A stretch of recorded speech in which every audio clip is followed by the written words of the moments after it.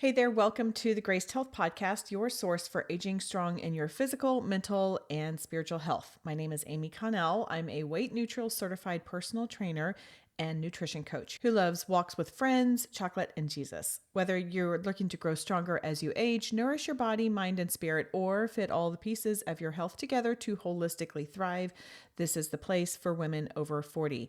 I'm here to guide you in the areas I can and bring on experts in the areas I'm still learning. And of course, we cover it all in a whole lot of grace. I'm glad you're here. And by the way, if you are new here, I invite you to check out season 19 starting January 9th, 2024 to fully understand the foundation of this show. If you want the Cliff Notes, this is a grace-filled, Christ-centered show focusing on women over 40 who want to age resiliently in a holistic way. After you listen to those 4 short episodes, you can check out the episode entitled 30 Plus Non-Gym Ways to Improve Your Health and grab the free download that goes with it. So I will have all of those in the show notes. Okay, she takes a deep breath. This is going to be a little bit of a different episode.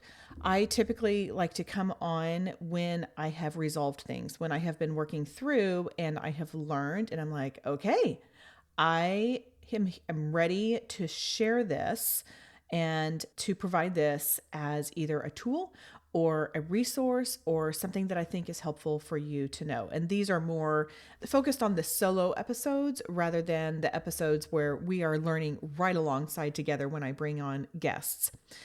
If you have listened to this show for a while, you know that I used to open and have part of my intro saying this. Your eating, movement, and body don't have to be perfect. You just need to be able to do what you're called to do. I 1000% believe that. I believe that health is not determined by our size, but rather in our functionality, in our blood work, in our sleep, in our mental health. There are so many other ways to determine our health based on our size. I believe God made us all differently. And he made us tall and short and with darker skin tones and lighter skin tones and curly hair and straight hair and green eyes and blue eyes and brown eyes and all like the diversity. I love quoting Leslie Schilling in the book Feed Yourself, and she was a guest here. Like, body diversity is divine. I also believe that our bodies were meant to change and that we are not going to have the same body that we had before kids, right after kids, even from 10 years ago. At the same time, I come to you with complete transparency saying, I am struggling with my body image. And I hate admitting that. I want to get into that a bit more here in a second and back up some first. I love learning. I've mentioned before that I did the Clifton Strengths Finder probably a little over 2 years ago, and input was one of my top 5 strengths. Intellection was another one of my top 5 strengths. So I love learning about things. I'm not great at organizing the things that I do learn, but I do have them all stored in a very messy file cabinet in my head and even messier desktop. But that's a different conversation for a different day. I love taking information and distilling it and pulling it into reasonable and realistic ways for others to implement as well. I do this through a lot of different ways. I read a lot of books. I listen to a lot of health podcasts by highly educated people. I read news articles, internet articles, industry-based articles. When I'm feeling really brave, maybe I will click on an Instagram ad or a Facebook ad if there's something that's interesting, but that, as we know, is just stepping into a landmine and you have no idea if what you're going to get. So I don't do that very often, especially lately. I also just released my second book, this one for teen girls, called Your Core Strength. It is a young woman's go-to guide to eating, exercise, and empowered health. I did a lot of research for that. And in fact, I have changed my tune a bit from my first book, Your Worthy Body, because it is so important for me to protect young women from diet culture messaging, from words or ideas that they can latch onto that can lead into disordered eating or eating disorders. And so I really worked hard to provide a safe space for them and provide research backed, science based information. So I have been living, eating, breathing, I mean, dreaming sometimes, all things health and all things body image for a really long time. The work from the last year or so culminated last week when I released Your Core Strength. And then a couple days before that, I had a launch party. This launch party was everything I had hoped it would be. It was joyful. It was delightful. I actually am not a party planner. I can do a lot of things. I cannot plan events. I'm not interested in making things look nice. I'm not interested in thinking about decorations. I mean, you guys, I put out Christmas decorations in my house and that's it. Like, this is just not something that is important to me. And thank goodness my boys don't really care that much about it either. But I knew that I needed some help in planning this.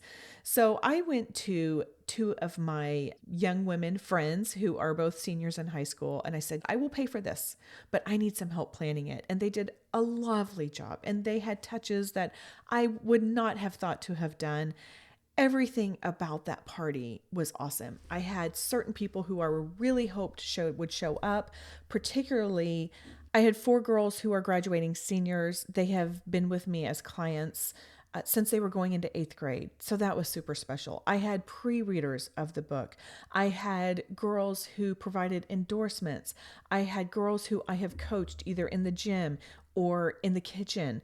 I had so many young, amazing young women show up and their moms to support this book and to celebrate it. One of the things that these young women, my party planners, put together was a backdrop, because backdrops are important in aesthetically pleasing environments. Now, I wouldn't have thought of that, but they had this backdrop. And so I made sure to get pictures with every single person who came, because I was so grateful that they would share their time in such a busy season to come celebrate with me.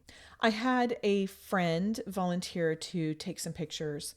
And actually, there were 2 different women there, and I'm so grateful that they both were. But my friend, I actually just gave her like my real camera, like not the phone camera, but like a real camera. And when I got home, there was one particular picture I wanted to post with me and the 4 graduating seniors. And so I got the SD card out, I put it in my computer, I pull it up, and I so hate admitting this, you guys, but it was a gut punch. All I could think about was, Amy, you have gotten so big. And I hate that feeling. I am not proud of that feeling, because this is the antithesis of everything that I talk about. And some of that was compounded by the fact that colors are really important to me. I think I've mentioned this over the last couple of years, but like, I got my colors done. And so like, the book was in my colors, and like the colors that I know look good on me. And I gave a lot of thought and planning to what I was going to wear, because I wanted to match the book and I wanted them to be the right colors. And so I got this cute coral V-neck top, and I know that V-neck looks good with my shoulders. Like, I mean, it's just way too much thought and energy went into this. I had some red pants or red leggings, because we did like a core and stretch class. So I wanted it to be very casual dressed. So anyway, I put a lot of time and energy into like, what was I going to wear? I am human after all, right? I do care about some things, I guess. But I look at these pictures, and I just felt like I was punched in the stomach, and it was just a bummer. And I was really disappointed with how I looked, because I know I'm not alone with this. I know I have at least one friend who does this as well. And I was kind of telling her this story, and she was like, of course. She was like, you get these pictures, and of course, the very first thing you do is zoom in and you look at how you look.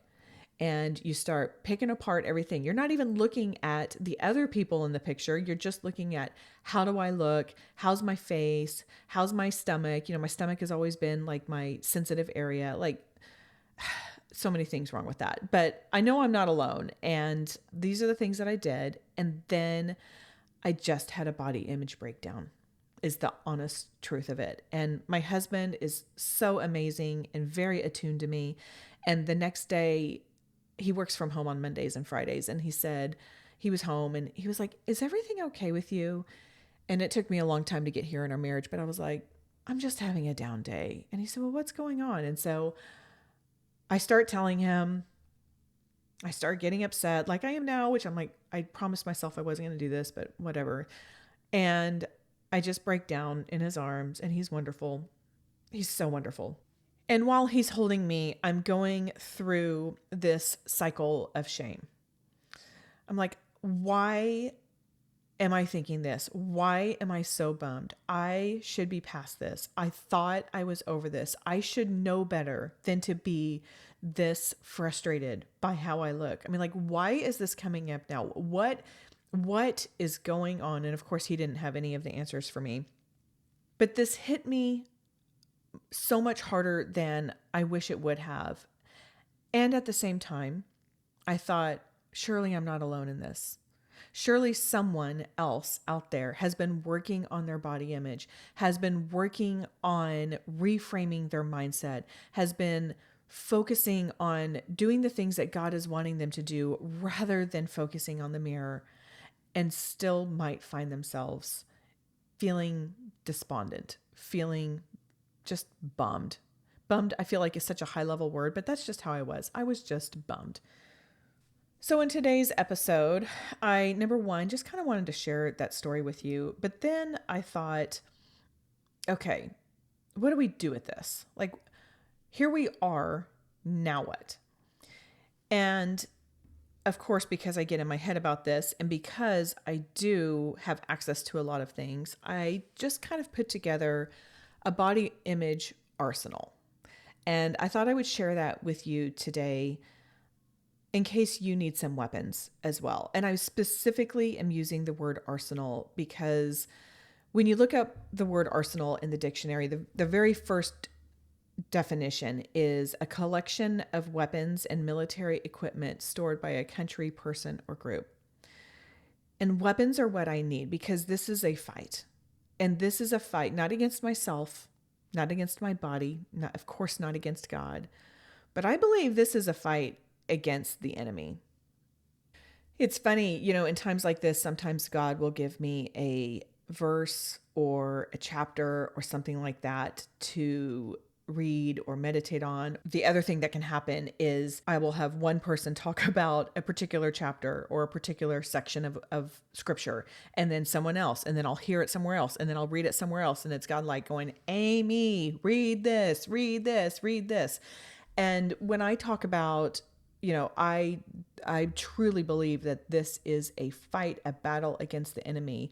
The verse that came up to me was in Ephesians 6:12, and it says, "For our struggle is not against flesh and blood, but against the rulers, against the authorities, against the powers of this dark world, and against the spiritual forces of evil in the heavenly realms."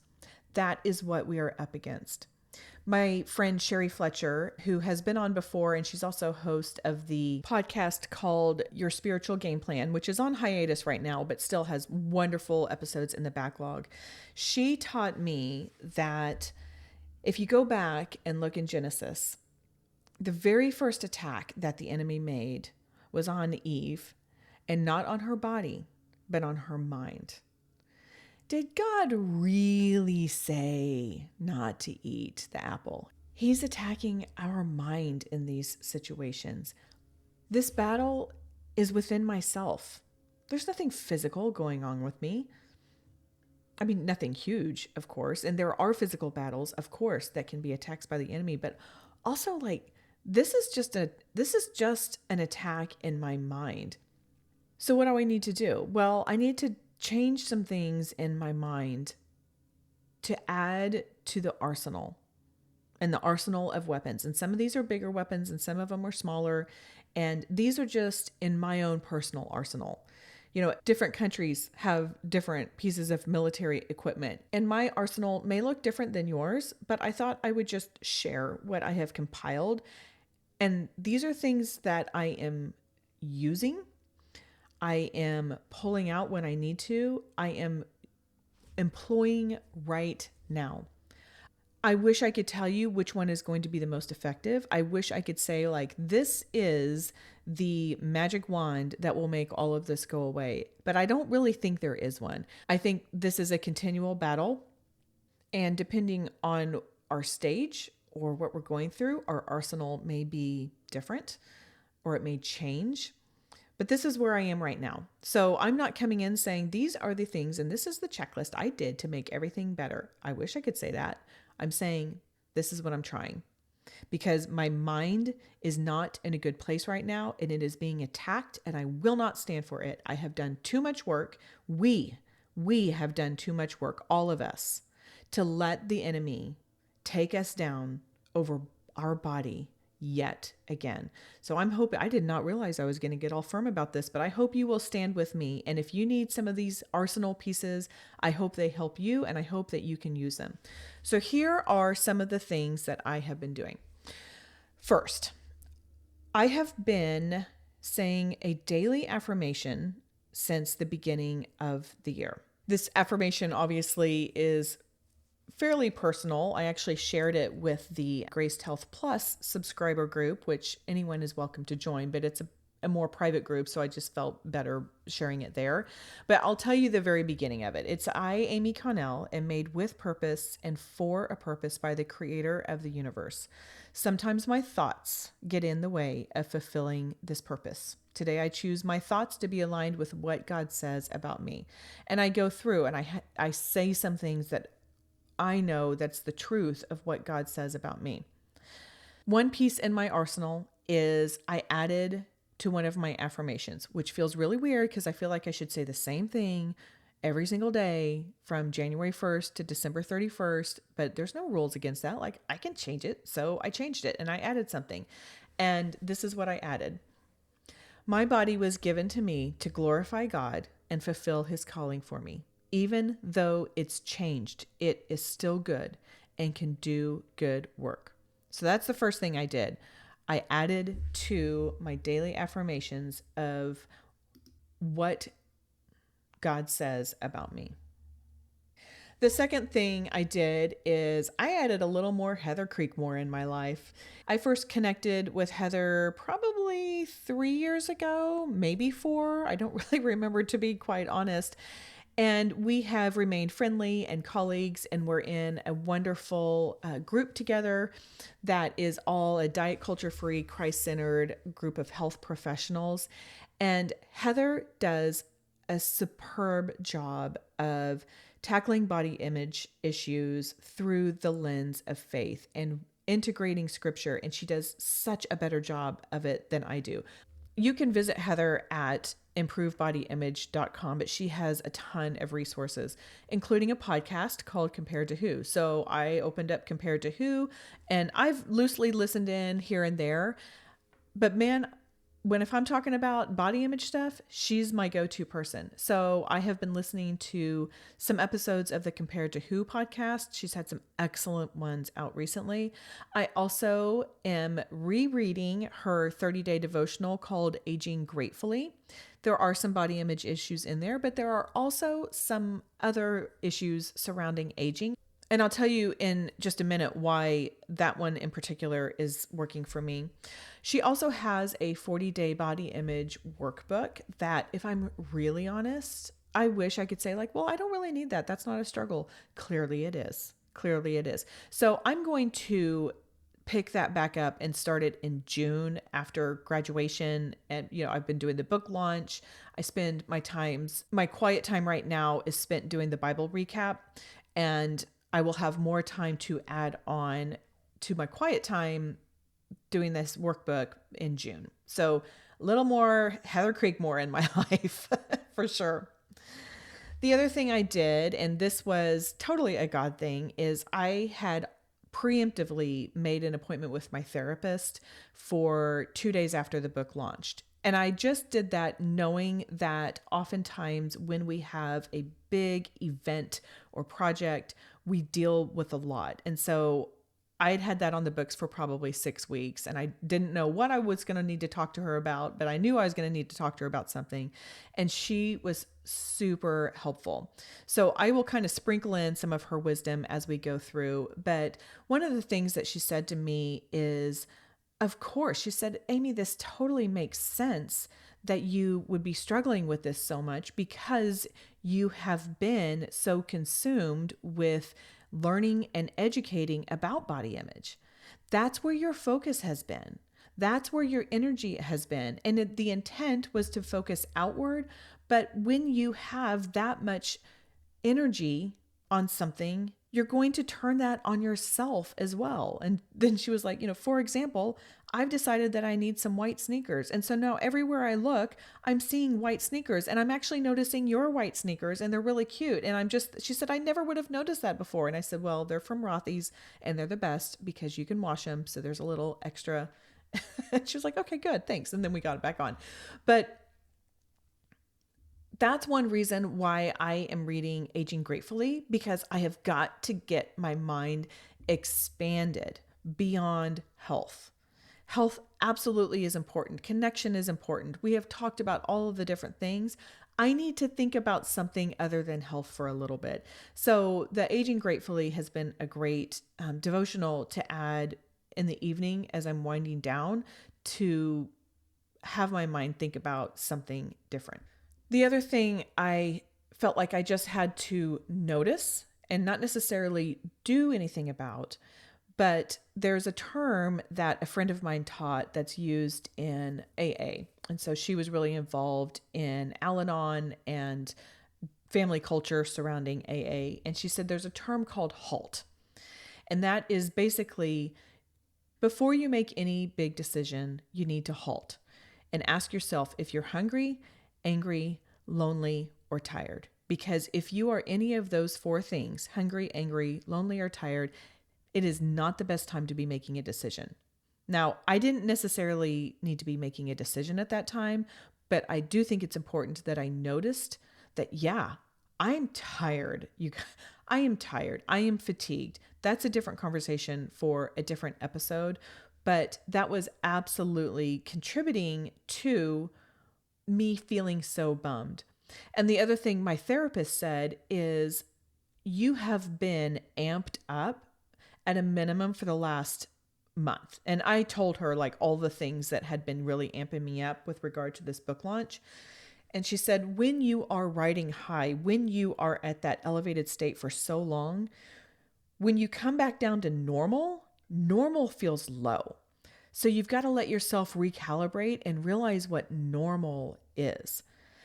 So that was more of just like a notice. And so that would be something I would say to you, like if maybe HALT needs to be in your arsenal, and maybe it's because you don't need to make a decision, or maybe it's just because you just need to know that, oh, I'm feeling this way because I'm really tired, or I'm angry, or I'm lonely. I haven't connected with people in a while, or I'm hungry. And if you're hungry, eat, by the way, eat.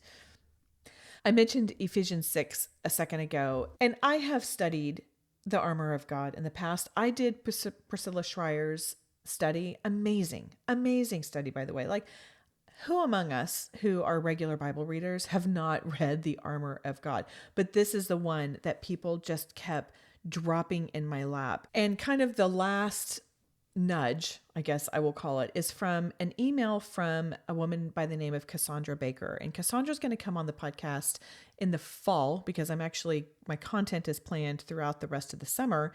She's coming on the fall, but we've met one time, like just online. She has been such a voice and such a prayer warrior for me. And she emails me and she's like, I'm praying for you and I'm praying the armor of God over you. And I'm like, oh my gosh. So that day, like I got the email, responded to her, said how much that meant, kind of shared a little bit more with her. And then I went on a walk. I pulled up my Bible app and I listened to the entirety of that chapter 4 times in a row. Just listen, just let it sink in. One thing I noticed as I was listening, probably about the second time, maybe the third, is the first part of Ephesians 6:12, which is our struggle is not against flesh and blood. My struggle is not against my body. My body and I are on the same team.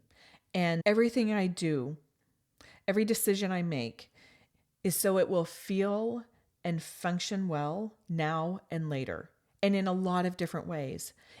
That does not mean all of my decisions are nutritionally ideal, but they are ideal for my soul. But my struggle is not against my flesh and my blood.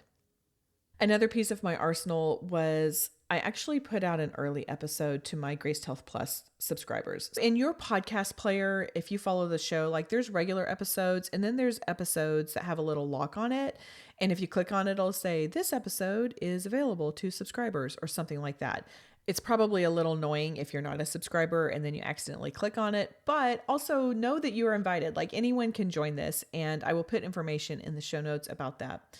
But I sent out a podcast episode to those Graced Health Plus subscribers saying, I need some prayers. And my specific ask was, will you pray that I can take this information where I am hurting and challenged and not make it feel like I am vomiting onto you all in this episode, but instead provide some hope and healing with it, even if I am not completely healed. I mean, nothing feels more icky than people who just come and just spit out all of their stuff and don't provide a now what with it. So this is my attempt at saying like, this is where I'm struggling and here's my now what. But that was another thing is I asked for prayers. I asked for prayers from that group. I asked for prayers from a few people in this Facebook group that I'm a part of, this diet culture free, Christ-centered group of health professionals.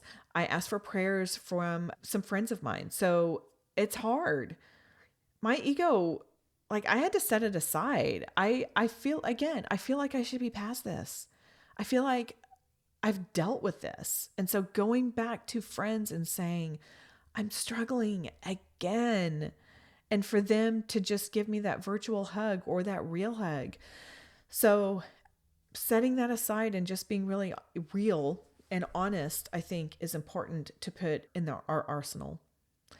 The other thing I have had to notice is when I am comparing myself to my younger self. And when I say my younger self, I mean even just a few years ago, because things have changed. I have the data to back it up. Things have changed. Do I like it? No. Do I accept it? I'm working on it.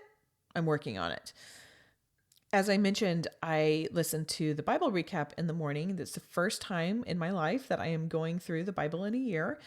And Tara Lee Cobble, who is the host of the Bible recap, said something recently. And she said, comparison is the thief of faith. It prompts us to doubt God's goodness.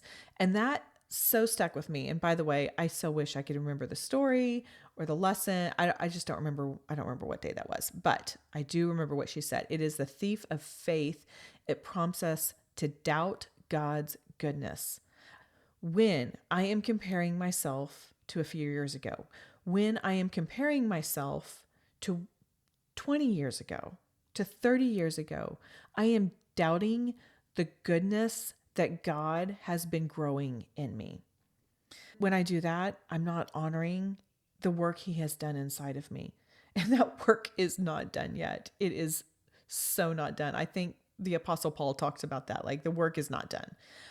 But he has grown me. He has developed me. And there is more goodness as he has done that. So comparing myself to a few years ago negates the goodness that has grown. Here's another practical piece of the arsenal if you are dealing with this. When you take pictures, give it some time. Do you remember once upon a time when we took pictures and then we had to take out the film and take it to the developer and we had to wait 48 hours and then we would pick up the pictures and we would see it? And that was just a few days of gap between when we took the picture and when we saw it. And now it's instantaneous. And then again, if you're like me, you take your middle finger and your thumb and you zoom in on you. So, a practical piece of the arsenal is give yourself some time from when you look at these pictures. Is this possible? Yes. Is it hard? Even more of a yes. But I can't tell you how many times that I have looked at a picture of myself and thought, ugh, I don't love that. And then I've gone back just a few months later and thought, well, that wasn't as bad as I thought it was. I mean, so many times, so many times. So if possible, give yourself some time from when you take a picture to when you look at it. There's a phrase that I heard, I think when I was 20, I heard this, and someone else said it, someone older than me said, I wish I was as fat as I thought I was when I was 20. Now, you guys know that I don't really love using the word fat, but for purposes of illustration, I will keep that word in there. And boy, is that not true. Is that not true? In fact, one of my girlfriends used to video things when we were in college, when we were about 20. And so like it's the old time video, like that had the date on it, down in the right-hand corner. And she digitized all of them and put them on a private on YouTube. And we were all like, oh my gosh, we were so skinny. so yeah, I mean, like that is something, like keep the perspective. And at the same time, like of course we changed. Of course we're changed. We're 30 years older. We've had babies. Just everything has changed. Again, the goodness of how God has grown us is there as well. The other little pro tip my therapist gave me is when you take those pictures, she said, what would it be like if you just focused on the faces of the people you were with and seeing their smile and seeing their joy of being there with you? So there's another little pro tip too, is maybe don't take that middle finger and that thumb and expand it out. Maybe instead zoom over to the faces you're with and think of the fun or the delightful or the joyful memories that you have with the people who are in the picture with you, not so much yourself. And then the final piece of arsenal I have is just watch your social media. This is a different discussion. I've really been struggling with social media lately, just in terms of being on it, and it just feels ick to me. So I get on, I do my business stuff, and I get off. But if you find that you are scrolling a lot, you don't need me to tell you that can be harmful to your mental health. That can be harmful to comparison issues. If you are having that can be harmful to body image issues. Like the science is out there. So if you are doing that, then consider either getting off or limiting or changing who you follow or adjusting who you follow. I actually have a list of recommended accounts that I follow that are non-diet, Christ-centered accounts. And those are I actually put that in Your Core Strength, and it's also in the Parents Guide. So you can get the Parents Guide at gracedhealth.com/parents-guide, or you can buy Your Core Strength and see that if you're interested in doing that. Because I wanted to give these young women some alternative accounts to follow that are not going to cram diet culture down their throat as well. So just another little arsenal if you need that. So what am I doing about all of this? Well, number one, I'm making a very vulnerable and scary podcast episode. And also, I'm just still showing up. I've got my arsenal. I'm utilizing those when needed. Sometimes you need just something little. Sometimes I need a little something bigger. You probably have your own arsenal. And if any of these look interesting to you, then feel free to take them, because great news. There is an abundance of them. This is limitless. You can use it and I can use it. And if you have some as well, then I would love to hear from you. Reach out to me on the socials is probably the best. Just DM me at Graced Health on Instagram. I do get those. I do get those messages and I will respond to that. But I would love to hear what your arsenal is. And if you're wondering, well, Amy, if you're so unhappy with your body and if you're struggling with this, why don't you try to lose weight? Well, that's a good question. And that is what I'm going to answer next week. So be sure and tune in next week to, I have not yet titled it, but it's something to the effect of why I'm not trying to lose my perimenopausal weight. So, spoiler alert, I'm not trying to lose it, but also I'm going to tell you why. Okay, that is all for today. Go out there and have a great day.